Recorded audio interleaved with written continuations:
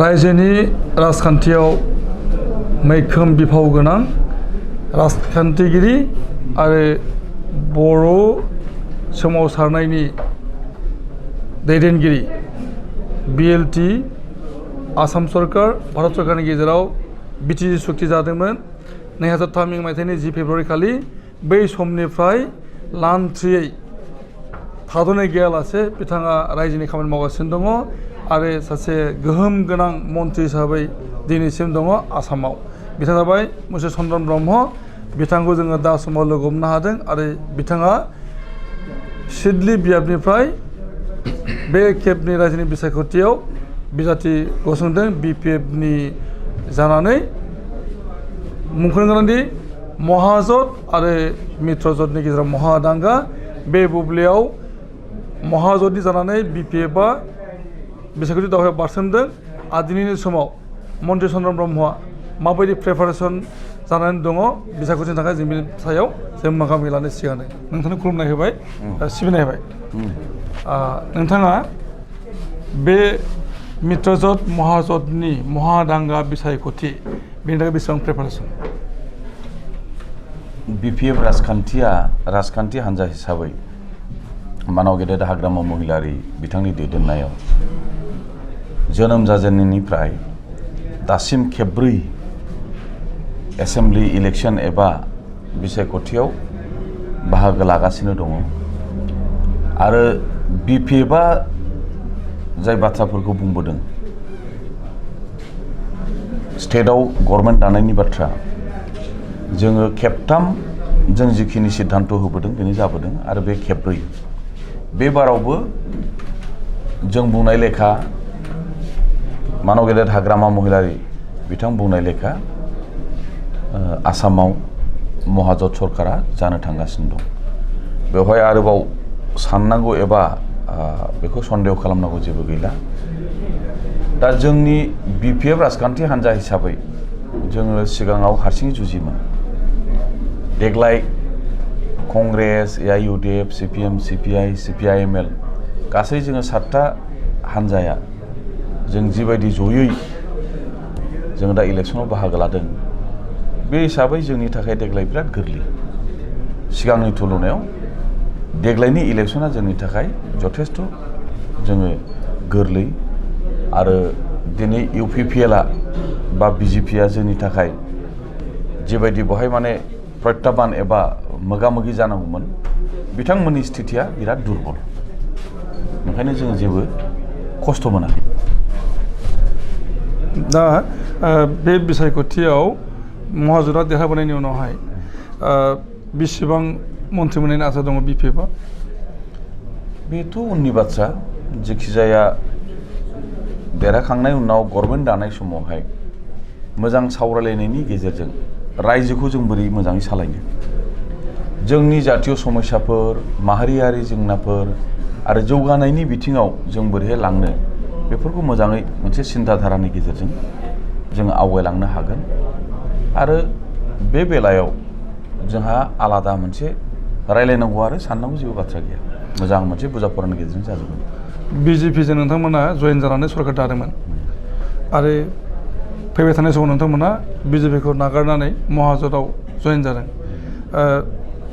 माने बे समावहाय इउपिपिएलआ बिजेपिजों दङ मित्रजोत जादों आरो नोंथांनि बियाबाव बिटिआर एकर्डनि गेजेरजों जानाय जेनाखि गामि दानख'नाय आरो गामि सोसननायनि जेनाखि कमिसन दादों बे कमिसननिनो सासे मेम्बार कमिसननि मेम्बार जयन्त बसुमतारी बिथाङा नोंथांनि कन्टेस्ट खालामनो ओंखारगासिनो दङ आरो बेखौ नोजोर होनानै नोंथाङा बेबाराव गोबां प्रत्याहाननि मुखामुखि जागोन बेखौ गोबां साया बुंनो नागिरो।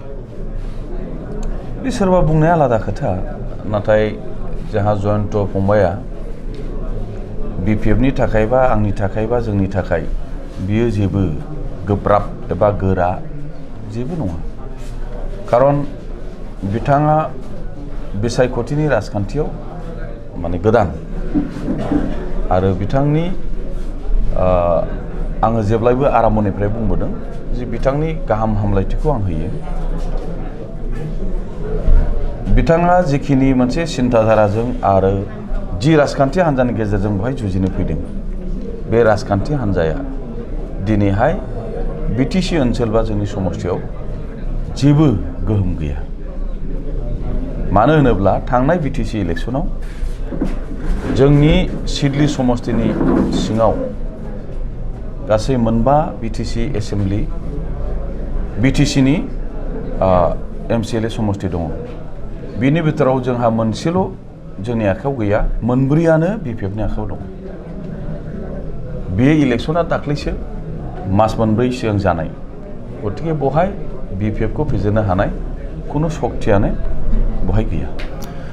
नोंथांनि सिडली बियाब, बे सिडली जोबोद गिदिरथार बियाब बियो आरो बिनि थांनाय समावहाय डेभेलपमेन्टआ जायाखै होननानै UPPLनि दैदेनगिरि एबा PTRनि दानि चिफ प्रमद बर'आबो बुंगासिनो दङ आरो नोंथांखौ जेननांगौनि बागै बानबुंथि दोङो। लोगोसेनो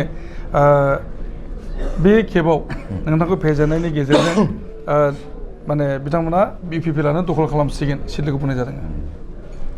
बे प्रमद बर'नि सिमां नुनाय जानो हागौ गावनि। डेभेलपमेन्ट जादों आरो जायाखै होननायनि सिगां मोनसे खोथाखौ जोङो बुजिग्रोनाया मोजां जे जोंनि जायगायाव दंमोन मा दंमोन? ना लामा मोजां दंमोन, ना दालां मोजां दंमोन, ना गामियाव कारेन्ट दंमोन, ना जोंनि स्कुल कलेजआ मोजांमोन, जेबो गैयामोन। दा जि खालामदों बेखौ BPF राजखान्थि हान्जाया बिटिसि सालायनायनि गेजेरजों, आसामाव सरकार दानायनि गेजेरजों मानाव गेदेर हाग्रामा महिलारि बिथांनि दैदेननायाव जि जादों बियो BPFआनो खालामनाय, जोंनो खालामनाय। दा जोंनि खोथाखौ बाद हो। थांनाय बिटिसि इलेक्सनाव UPPL प्रमद बर'मोनहा मा खोथा होआमोन रायजो राजाफोरनो? बेफोर खोथानि दिनैहाय मोनसे उदाहरन हो जायखौ बिसोर दिनै मावफुंनो हादों। जेबो गैया। दिनै बिसोरो जाय दुर्नीति एबा माने कारापसननि खोथा बुंदोंमोन, किन्तु 1 नम्बर कारापसना बे मास मोनथामावनो जिबायदि लेभेलाव बिसोर जिबायदि लेभेलाव खालामदों, खुनु प्रिथिबियाव बिदि कारापसन जाफेराखै। जेरै रोखोमै दिनै रायजो राजाफ्रा दिनै बिसिनि सायाव अजद दिखांदों, गतिके बिसोरो दिनै माने गावसिनि जोबनाय समखौबो नुहुरखाबाय।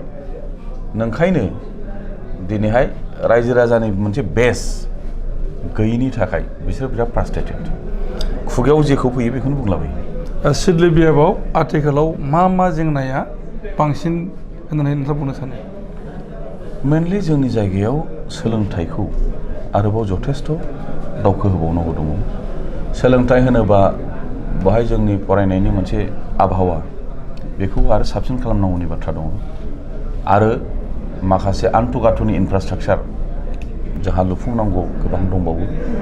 आरो गोजौ थाखोनि सोलोंथाइनि अनुस्थान प्रतिष्ठान फसंथान जोंहा बेवहाय गोबां बानायबावनांगौ आरो दंबावो।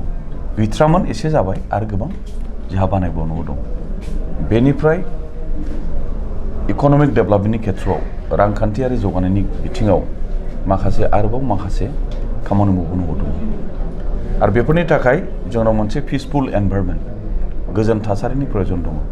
बेवहाय जुदि जों मोजां इन्डास्ट्रि ग्र' खालामनो लुबैयोब्ला, बेवहाय जुदि जोंनि मार्केट हाथाइखौ जुदि जोङो डेभेलप खालामनो लुबैयोबा, बेवहाय दा जों जिखिनि मोनसे पिसफुल एटमसफेयार मोनदों बेयो कन्टिनिउ, बेखौ जों लागातार जों लांनो हानांगोन। होमबा निसय जोंनि गेजेराव मोजां मोनसे डेभेलपमेन्ट एबा इक'नमिक ग्रथखौ जोङो खालामबावनो हागोन। आरो मेनलि जोंनियाव जि दा गोजोन थासारि जोंनि गेजेराव जि फैबाय, बे थासारिया जाहाथे नस्थ' जाया बेखौ जों मोजाङै गाबथानानै आरो हमथानानै जों लांनांगोन। महाजोननि सरकार फैयोब्ला चिफ मिनिस्टारसो जागोन? बेथ' रायलायनायनि गेजेरजों खालामो। आथिखालाव सरसा जाफुदों जे BPFनिफ्राय होनाय जागोन बेखौ बुंनाय जादों आरो हाग्रामा महिलारिनि मुङा सिखांबाय थादों। बेखौथ' जों लुबैगोन, बेथ' जों हास्थायगोन। दा बेयो गासिबो रायलायनायनि सायाव एबा मोनसे मोजां बुजाफोरनि सायाव जागोन। बेवहाय जेबो डिसपुट थानाय नङा। बेसेबां भटनि डिफारेन्सआव देरहागोन नोंथाङा? जागोन 50,000आथ' खमैनो जागोन, 50,000 जागोन। 50,000नि डिफारेन्सआव देरहागोन। खमाव। साबैसे MLA देरहाबोगोन BPFनिफ्राय? जोंना 12 सानि गेजेराव 12 सा, 12 जनाव 12 जन। थारमाने इनटेक थागोन। इनटेकखा आदसा बे जोबोद गोजोननाय होबाय नोंथांनो आरो नोंथाङा बे समावहाय जोबोद मुखुब बिसायख'थिनि फोसावदिंनायनि थाखाय बे समाव जोंनो नोंथाङा बेखिनि सम होनायनि थाखाय गोजोननाय होबाय मिजिं खालामो नोंथाङा फैबाय थानाय बिसायख'थियाव गाहामैनो देरहासार जागोन आरो नोंथाङा मन्थ्रिखा आरो फैबाय थानाय समाव नोंथाङा माने मैखोम बिफानफोर मोननायनि गेजेरजों रायजोनि सासे मख'नो गोनां मन्थ्रि जाबोथों जों बेखौ मिजिं खालामबाय आरो जोंनि दिनैनि बे सावरायनायखौ फोजोबबाय गोजोन्थों खुलुमबाय।